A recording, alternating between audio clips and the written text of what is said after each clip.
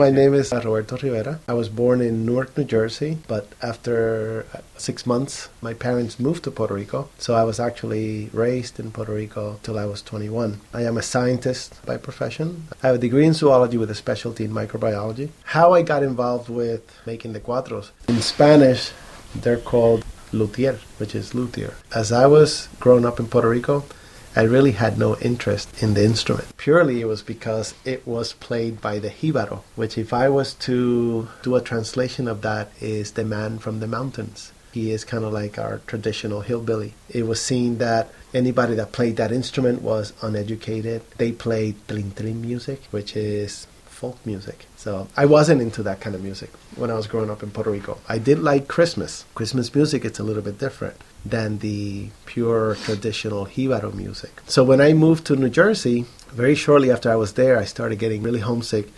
And all of a sudden, I'm trying to look for those things that would make me feel like I was back home. So in the Newark community, I noticed there was a big Puerto Rican community there. And I started listening to the same music that I didn't like before when I was growing up in Puerto Rico. I started getting to like it.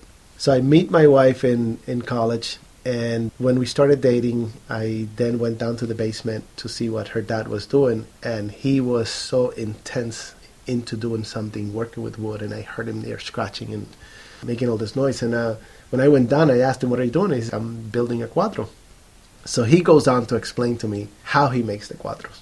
And every time I would go visit my wife, I would go down to the basement to go see him. And it's intense to actually see somebody when they're into what they're doing. And that's how my interest began. I got this bug where I really wanted to learn how to make it, and I wanted to learn how to play it. So I spoke with Jomi Matos, and he said, "Yeah, I'll teach you." And we started, and that was the beginning of not only a great experience because it was a 2-year apprenticeship. It actually turned out to be we're tremendous friends, very close friends right now. I call him on a weekly basis just to talk to him like the same way that I'll call my mom and the same way I call my dad. But also a lot of times I call him whenever I have an issue with an instrument, I've only been building these since 1995, since 94, 95. Talking to Jomi, his wealth of experience, they've seen it all, So I found myself that I would work my 8 hours at my job, and I would go into my shop, go home, hang out with the family, have dinner, and around 9:30 or 10 o'clock at night, I'll go down to the shop and I'll start working on the instruments. And it wasn't until like 1:30, 2 o'clock in the morning where I come up to go to sleep. So, that's kind of like my madness, if you will. I love it. I learn so much from it. I look at the work of other artists and I think of how I can get better myself.